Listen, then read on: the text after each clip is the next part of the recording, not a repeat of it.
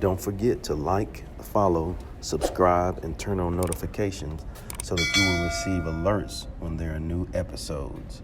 Go get it. I've been grinding for so long, I wake up and chase my goals. I go out and I go get it. Hot or cold, that's all I know. I don't succeed, then I don't breathe. Success, what does it mean? If I conquer all my goals, then I'm living out my dream.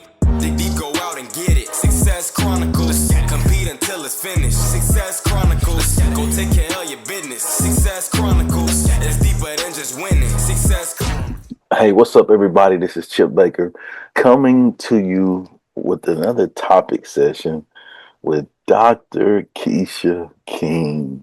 Hello. Hey, and we've done some content, and it's been amazing. And so I'm really excited to dive in today on our topic.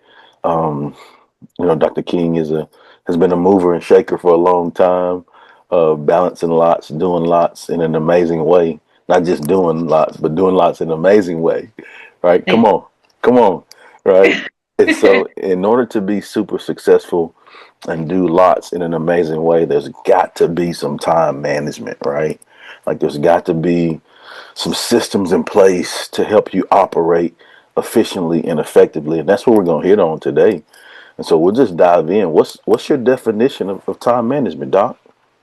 For me, the biggest thing is sorting through attention. It's more attention management than it is time management, because the time is what it is. Like you wake up in the morning, you have a set number of hours in a day, you know what your schedule looks like.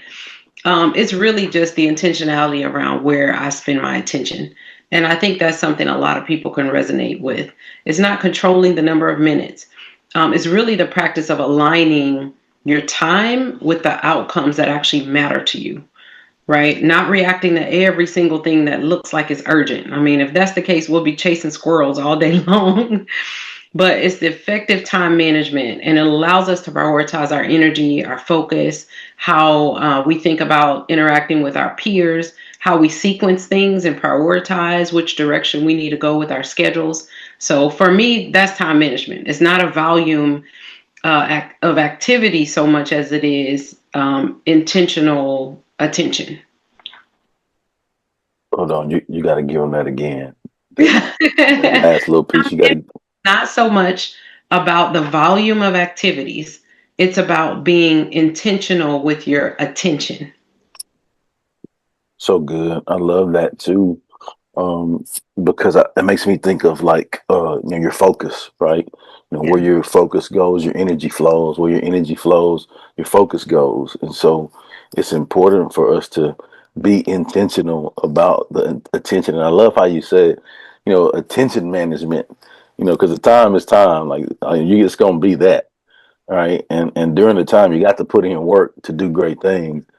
But where is your focus? Where is your focus? Right? Like what are you focused on? I agree, we have to manage that and have systems in place to do that for sure.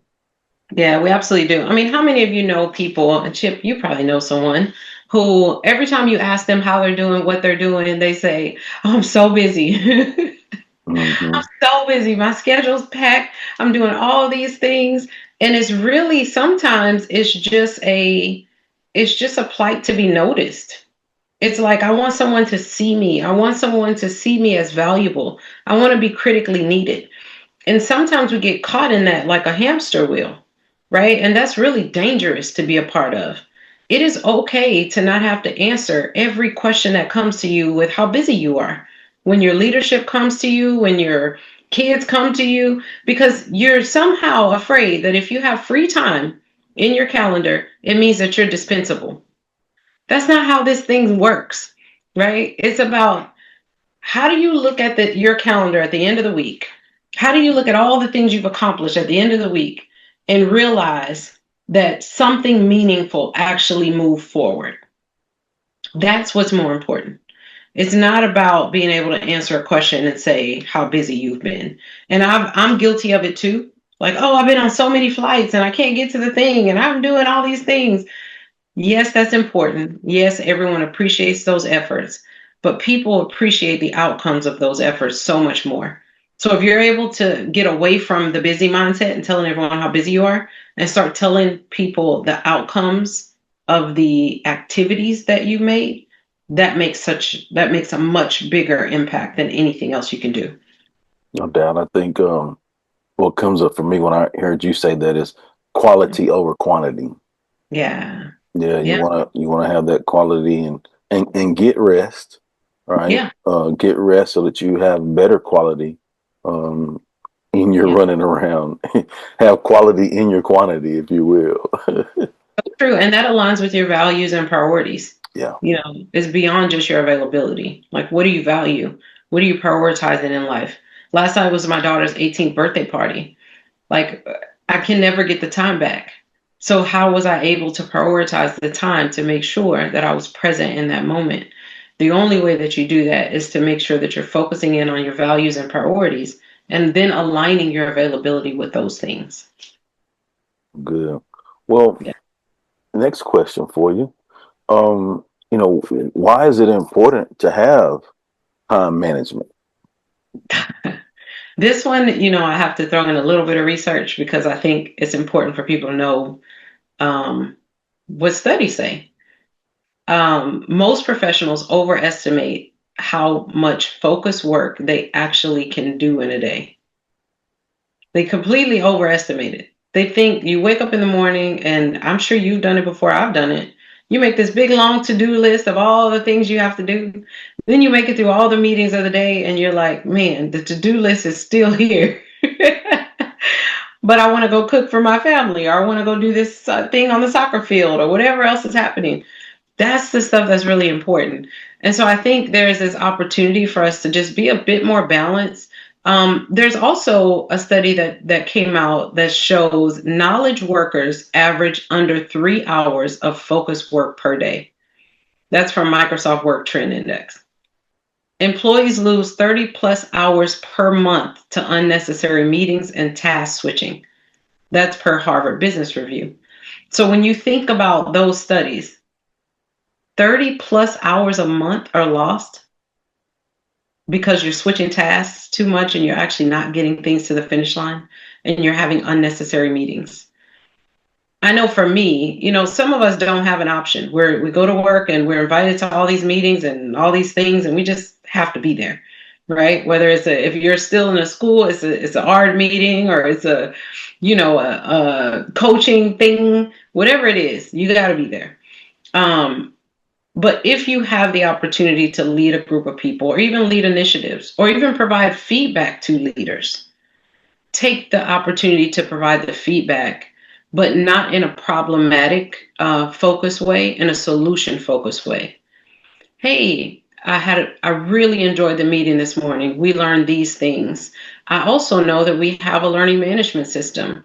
Is there an opportunity where we can incorporate a video-based course that will demonstrate completion and still allow us to have, the documents and information that we need, but can, document that we all have the information, right? Like, take a solution focused approach instead of saying, oh man, we got more meetings to go to. Why do we have to do this? Like, offer up some suggestions and recommendations of how your leaders can do things differently. Because if they're a great leader, that's really what they want to hear. So true. I think when you said that, it made me think like the no complaint rule, right? So if you have a complaint, you got to have two solutions for it, right? It's okay to come in with a complaint, but let's work on solutions, right? Let's not waste our time complaining because that time that we've used complaining, we can take that time to figure it out. So true. So very true. And I think too, when we think about chronic stress and burnout, which is something that Yeah. everyone's feeling right now, time management is something that's critical to being able to help avoid some of that. The decision fatigue that goes along with having so many different things on your plate every day. Strong time management can help you with the clarity, reducing the stress. It can give you space for relationships that are really important to you, strategic thinking, the ability to delegate tasks. As you're working with your peers, it doesn't mean you have to be someone's boss to delegate something over to them. You're working collaboratively, right? And so it allows you to take a step back when you manage your time. You have just a minute to take a step back, Look at the whole landscape and start to kind of put the pieces where they actually need to be instead of having everything on your shoulders. You said something that resonated with me, and I really felt decision fatigue. Yes. Ooh, Yeah. man. Hey, We're facing decisions all day long. You're exhausted. hey, decision fatigue is real, Yeah. right? And because like when you get to the spaces where you're higher level leaders, executives, it's more decisions that you have to make, and I think sometimes people don't really understand that until it's brought to someone's attention. Right? Yeah. Like man, you know how many decisions or things I've had to think about today, and close and deals and all of these things. I don't want to make any more decisions today. Absolutely right. And then especially, when you're depending on the type of role that you have, I know there are some days when I'm sitting and making multi-million dollar decisions back to back to back, right? Understanding the frameworks of that, thinking about the cross-functional impacts, thinking about the workload for the team and the bandwidth that the different team members have, thinking about the long-term implications of moving this deal forward or this conversation forward. So those are all things that come into play when you're thinking about your time management. You have to make sure that there are some bits and pieces in there where you can just regenerate yourself, right? And that's something that I've had to make a priority. It does not mean that I always do it right. You've caught me in seasons where I wasn't doing it right. I was just going, going, going because there's so much to do. But when that happens, there's always an opportunity for us to pause for a second, slow down a little bit, and recalibrate. I think too, the good thing that we need to remind ourselves is uh, things are in seasons, Yeah. right? With our time management, there's going to be some seasons where we have to like put your head down and grind and do all of Yeah. those kind of things, right? That gets us to the next season. And the next season, I mean, it's still hard work and grind and all of those things, but maybe you focus it in a different manner. Maybe you chunk it and break it down, right? But it's all different things. It's different, same, but different, Yeah. right? And so it's seasons for everything. Anything else you got on that, like why it's important? No, I mean, I'm always excited to give tips and strategies of what I do. Yeah, So that's the what I'm next. excited about. I mean, I want to share what I do. And then hopefully, as a result of this podcast and what we're talking about, other people will share the things they do. Right. And then we can kind of come together and learn from each other. I think that's where the magic happens. That's so good. Yeah, let's dive into some.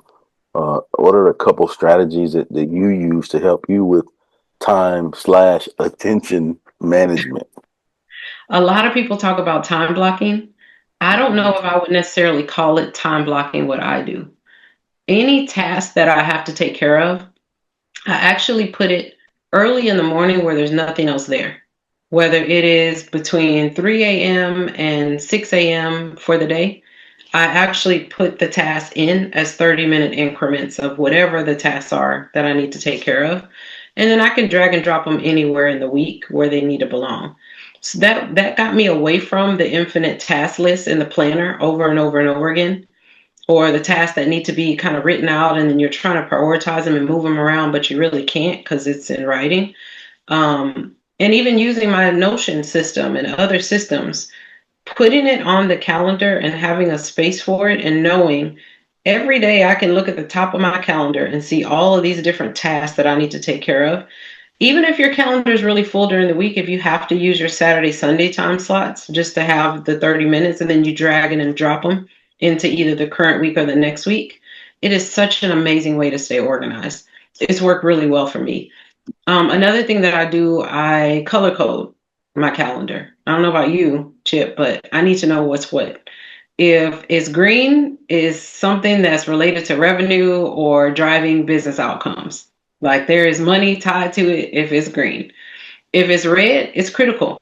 I got to be there. There's no excuses. There's nothing else. I need to be sitting stationary. I can't be driving. I can't be multitasking. I need to be sitting and focused in on whatever that meeting is. And so on and so forth, right?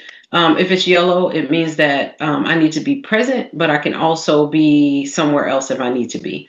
So if I need to schedule a client meeting or something else has to happen, I can always have that call recorded. if I need to, but I still need to make sure that I follow up and demonstrate that I'm present in that conversation. And there are several other colors that I kind of use. If it's gray, it's a meeting I'm invited to. I don't have to be there, but I need to know the meeting is there so I don't schedule other people in a way that inconveniences them to not be in the meeting that they actually have to be in. Right. And so there's all these different kind of mechanisms, but the color system has worked really, really well for me. AI for automated time blocking. I know a lot of people do that, whether they're using like Motion or Reclaim. For me, I haven't used that because of cybersecurity requirements. I want to make sure that I'm keeping everyone's personal information personal. The conversations we have, the invites that I have, I want all of those things to be very private. But I've heard that those tools are very helpful. There are several others. I mean, everything from scheduling strategic work first thing in the morning. I try to make sure when I get up, I don't go scroll. I go and do things that are very strategic. I also make time to schedule out my personal brand things in advance. And so I know that I publish a newsletter monthly. There are some months I want to do 2 in a month because of different topics that are happening. And so I'll schedule those in advance. Generally, my social media is scheduled at least 2 months in advance, sometimes 3.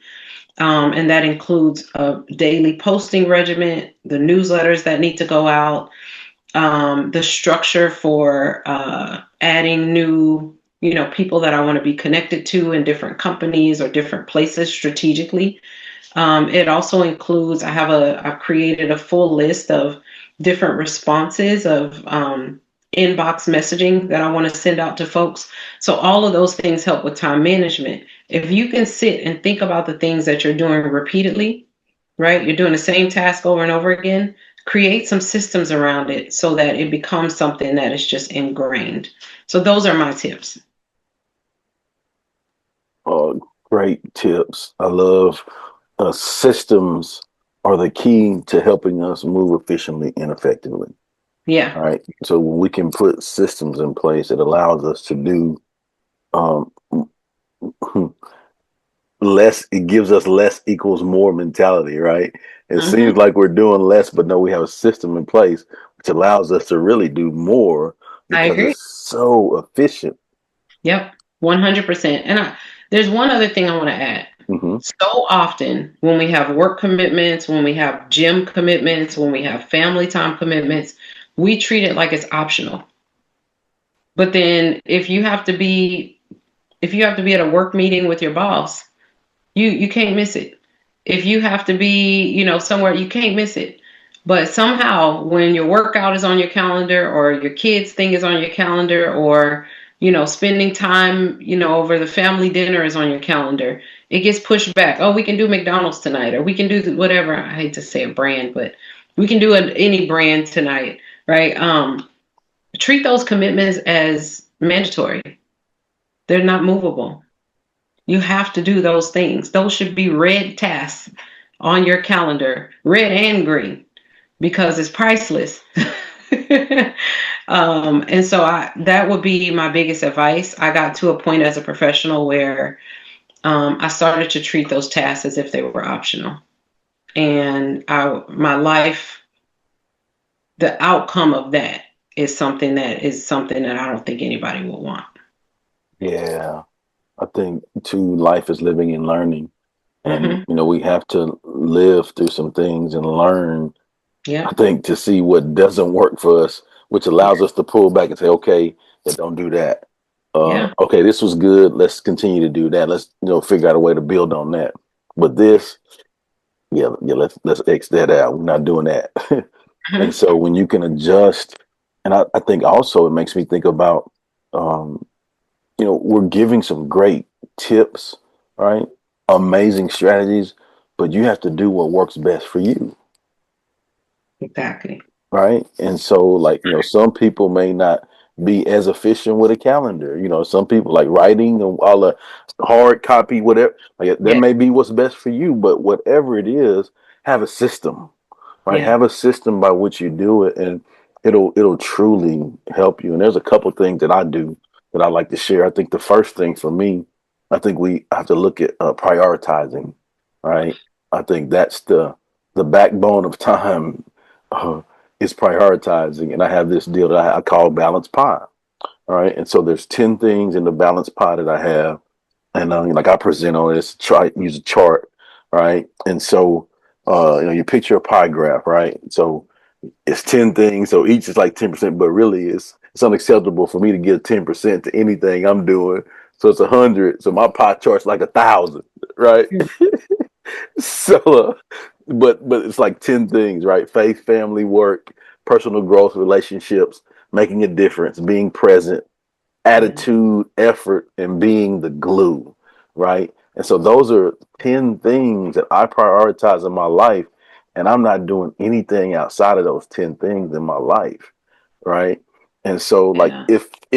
if I am, then it's out of alignment with what I believe in. So I have to really check myself and have that reflection time and say, hey, bro, like you, nah, that's not in alignment with what you believe. And so you have to Yeah. make the shift each day. But I'm intentional. A word we talked about earlier is being intentional. I'm intentional about doing those every day, right? And I reflect in the evening. And if I haven't done those every day, the next day, then I have to, be better on that, right? If I'm over from one day, then I can go, but put it somewhere else the next day. But those are the 10 things, and then from there, the next thing for me, what I do is with my time, kind of like you said, like time blocking.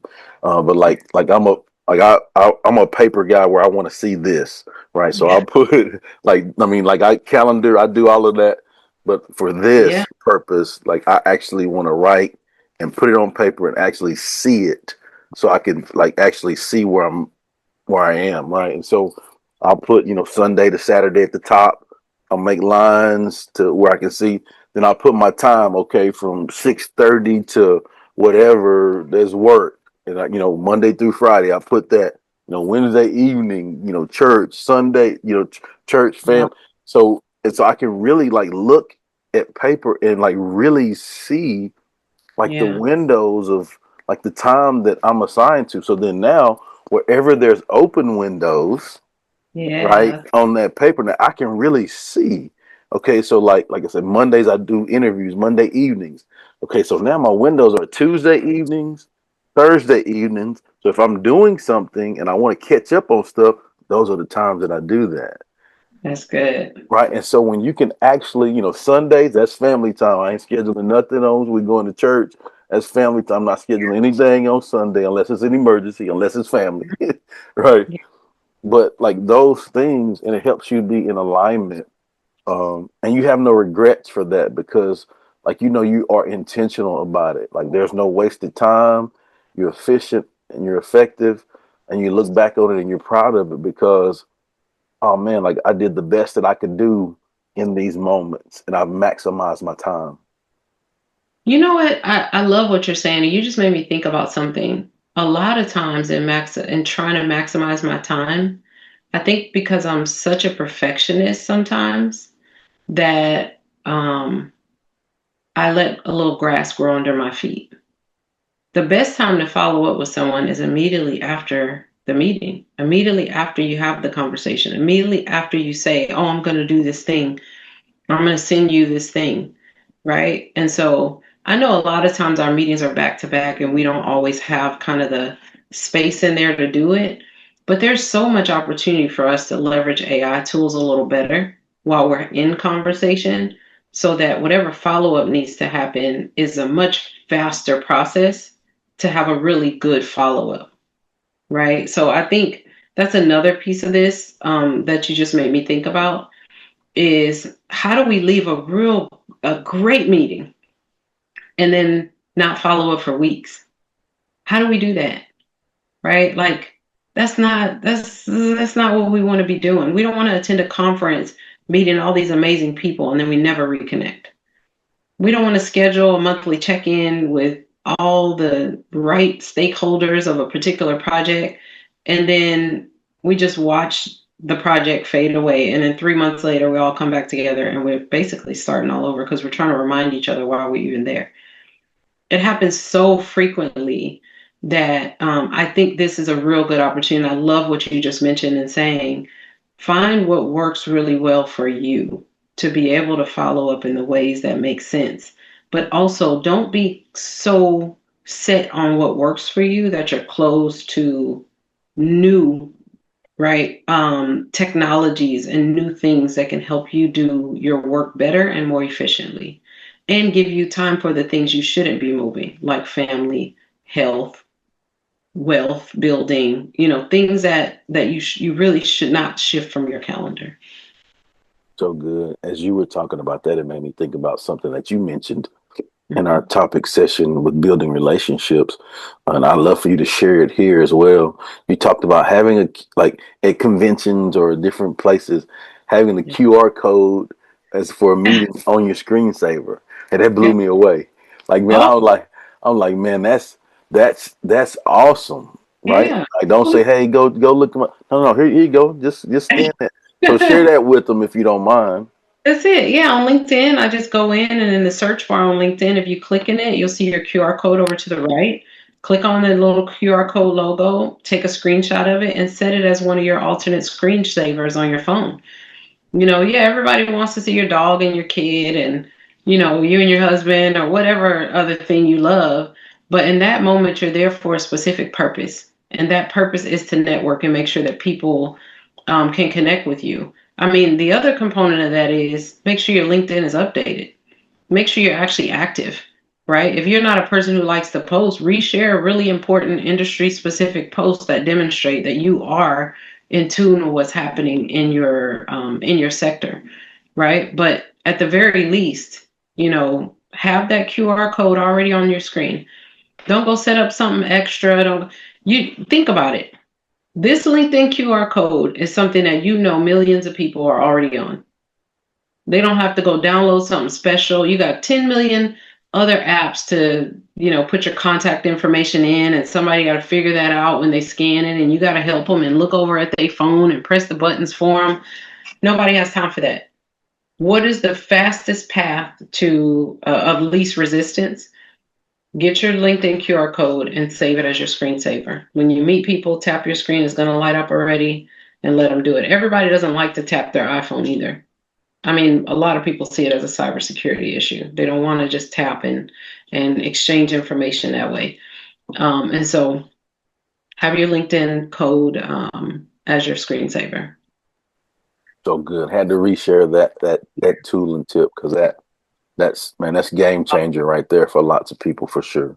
It's awesome. Just Yeah, remember, once they scan you, they're going to see you, and make sure you're okay with what they're going to see. love that. Well, Yeah. any other things you have on time management as we close? Uh, I think the biggest thing is when you schedule meetings, know what the meeting is going to be for. Be intentional. Have an agenda or plan of what you want to talk about. I think so often I'm invited to meetings and I'm sitting and I'm saying, okay, what are we supposed to talk about on this call? Also, why do calls have to be 30 minutes or 60 minutes? Why can't a call be 10 minutes or 5 minutes? People will fill up the time that you give them. Conversations will fill up whatever space you give it. Chip, if you would have set us 2 hours to talk about time management, we could probably do it. Oh, But for we have sure. that amount of time. And that's what's going to keep us within that boundary, no matter how Yeah, much more we need to say, yeah. right? Group meetings together so that you have uninterrupted time. Like maybe you do, the same type of meetings back to back so that, you're covering the same topics and everything can actually flow into the next work cycle. Don't invite too many people, too many voices in a meeting. You're never going to get anything done. You need to pay attention to the stakeholders, have the right people in the first conversation, and then you send information out to the other stakeholders. You ask for that information electronically or in some way that is asynchronous, and then you bring that back together and you have intentional meeting times with various groups based on what you need to do to move the project forward. Right? It's all about being as efficient as possible, and so those are some of the kind of tips. There's some different tools out there for meeting optimization that I found really helpful. There's a lot of really great agenda templates. I've used some from Harvard Business Review, especially for my one-on-ones with my team members, because I used to think, man, I need to meet with each team member 60 minutes every week. And I had 20 direct reports. And I'm like, this is not possible. Right. But then once you start refining and you have a great agenda process, then you give people the option. How would you like to meet with me this week? Would you like to meet face to face? Would you like to meet in teams and we're just, typing back and forth, inboxing back and forth with each other? Would you like to send me an updated email? Would you like to set up a Teams channel that you just automatically go in and update as you go? Do you want to do an engagement tracker for the work that you're doing to keep me abreast of what's happening? I think that you should be able to empower your team members to create communication strategies the same way that they would when they're going to be a leader one day. I'm not only leading people so that they can stay under me and grow when I grow. I'm leading people so they can pass me up. The only way that's going to happen is if they're empowered to do the work and think more deeply and critically about the work, to build the things the same way that I have to build them. So many good gems. Yeah. So many good gems. Well, again, thank you. I'd love for you to get an opportunity to share where the audience can go follow you and check you out and show you some love with all of the amazing things you have going on, Doc. Be easy. TheDrKing.com. I tried to make it as easy as possible. Yeah. That's where you can find newsletters. You can find me on LinkedIn. You can join the Prevail Collective, which is an amazing group of professionals I've put together, students, professionals, all types of people in there.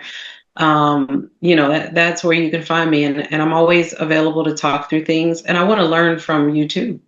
Everyone watching, I want to learn from you too. If there's something you think would benefit me as a leader, bring it on.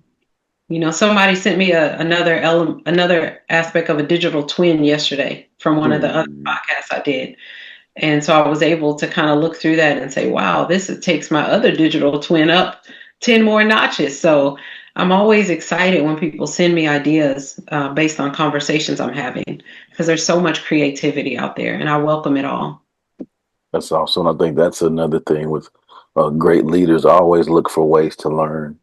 Yeah. Yes, they have amazing knowledge, but they also know that they don't know it all, right? Yes. So they're looking for great ways to learn and have continued growth. So always a great time.